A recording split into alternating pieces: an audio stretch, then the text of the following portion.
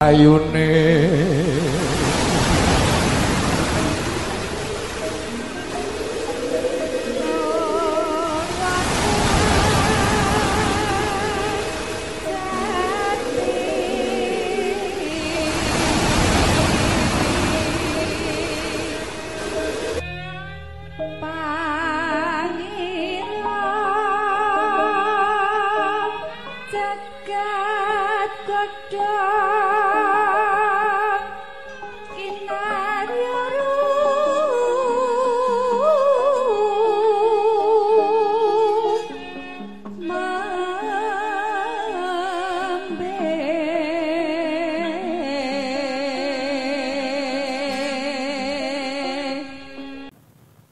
siapapun yang mampu menampilkan sesuatu yang terbaik untuk menghadapi kejahatan, kejelekan, dan turunannya,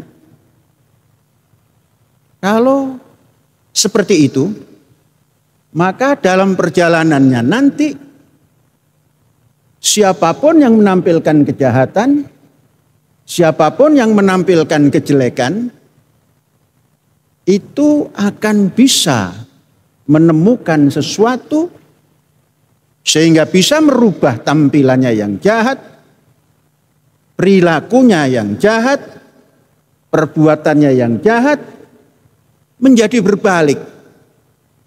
Dan tatkala berbalik, siapapun yang berbuat baik tadi atau membawa kebaikan tadi, dia akan diikuti. Maknanya orang-orang yang nampaknya benci kepada sesuatu yang ditampilkan dengan baik atau kebaikan, prosesnya kalau si pelaku kebaikan itu bisa menolak kejahatan tadi dengan cara terbaik, orang-orang yang belum sadar itu akan menjadi sadar dan akan bersama-sama berbuat baik seperti orang yang menampilkan kebaikan itu. Ini teori ilahiyah. Kalau dilakukan dalam kehidupan sosial keseharian, dalam bentuk apapun, ini akan terjadi. Namun saudara-saudara, untuk tampil seperti itu, ini perlu punya wadah. Agar orang itu bisa tampil dengan baik, itu harus punya wadah. Wadahnya itu adalah kesabaran. Tanpa sabar, tidak bisa tampil dengan baik itu. Kenapa? Karena kebaikan dan ditampilkan dengan cara yang terbaik untuk mengatasi kejahatan, itu perbuatan lumayan beratnya.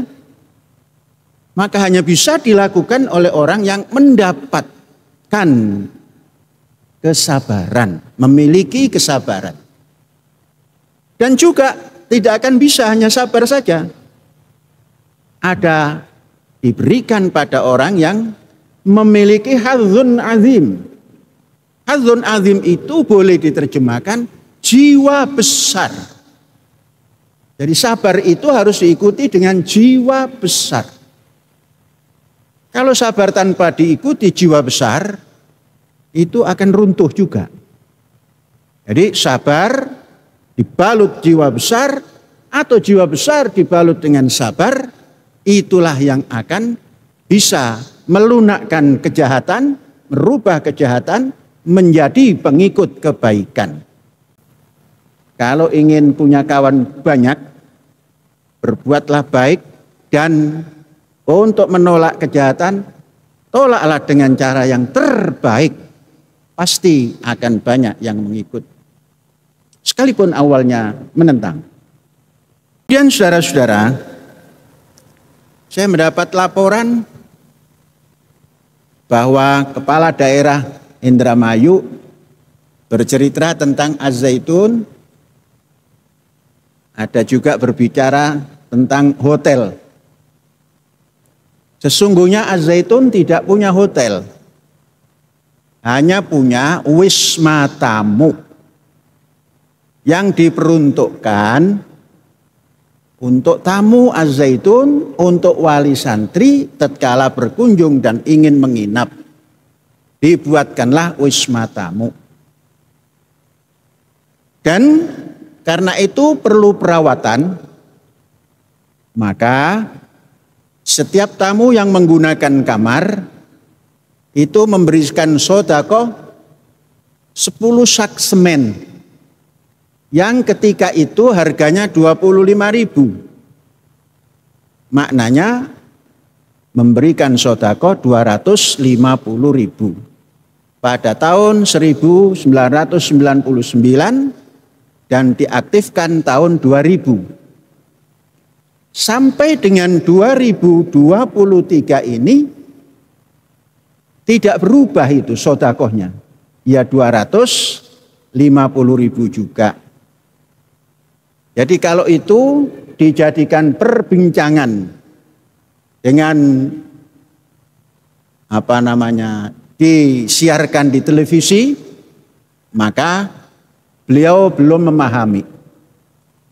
Padahal sebelum menjadi bupati, tatkala beliau menyampaikan visi misi ke Az-Zaitun, didampingi oleh ayahanda beliau, Syekh terima di tempat itu. Dan Syekh terangkan bahwa ini wisma tamu.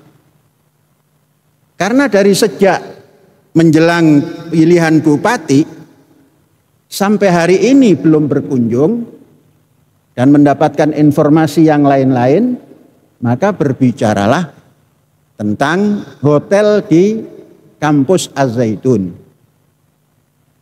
Bu Bupati, nggak ada hotel. Di Az-Zaitun tidak ada hotel.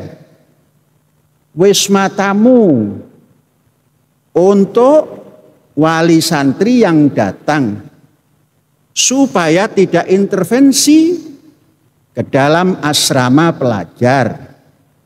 Sistem modern seperti itu, sehingga santri yang ingin bertemu orang tuanya datanglah ke wisma tamu.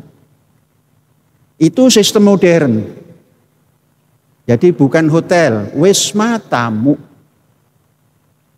Kemudian kalau ada, contohnya wartawan yang datang ke kampus Az-Zaitun ingin menginap, juga seperti itu. Inilah bedanya pendidikan di Az-Zaitun dengan pendidikan di luar Az-Zaitun.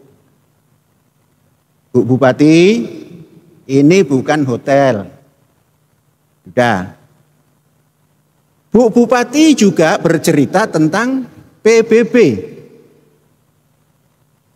Konon tanah segitu banyaknya, PBB-nya sedikit.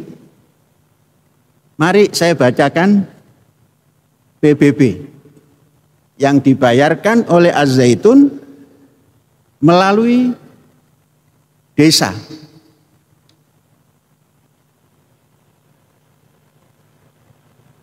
Dari tahun 18 sampai 22.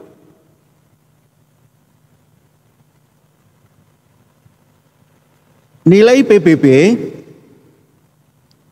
300.592.014 rupiah.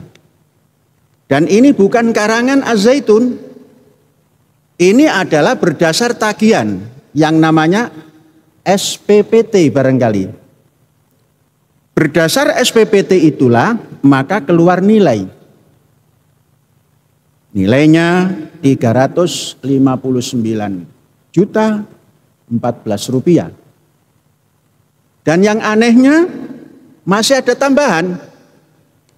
Tambahan itu konon swadaya desa.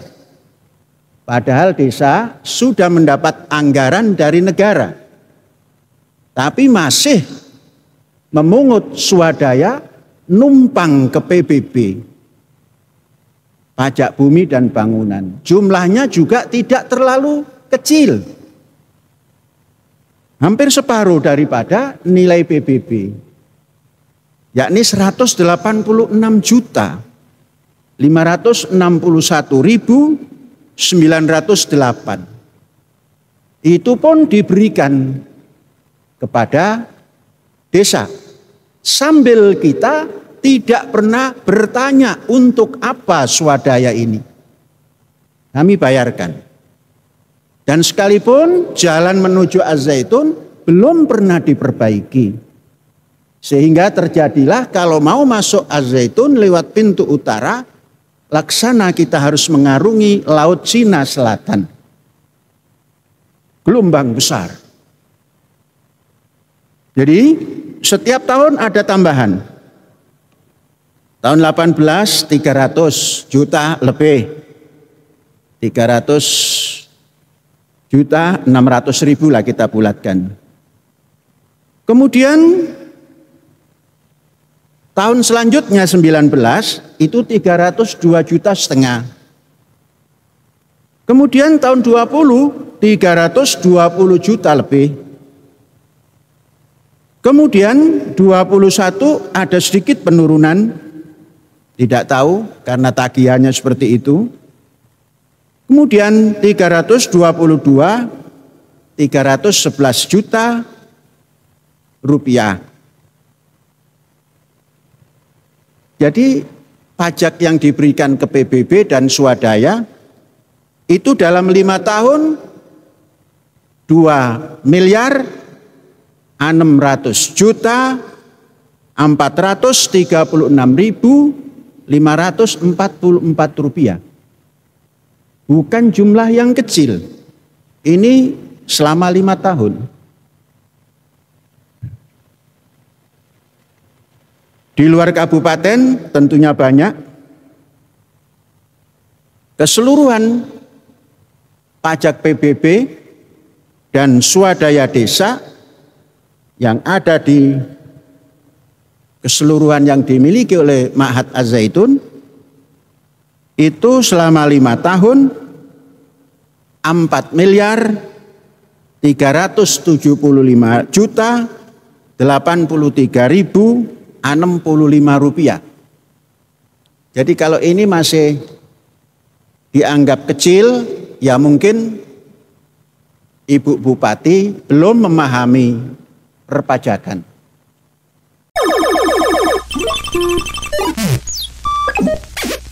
Game over, man.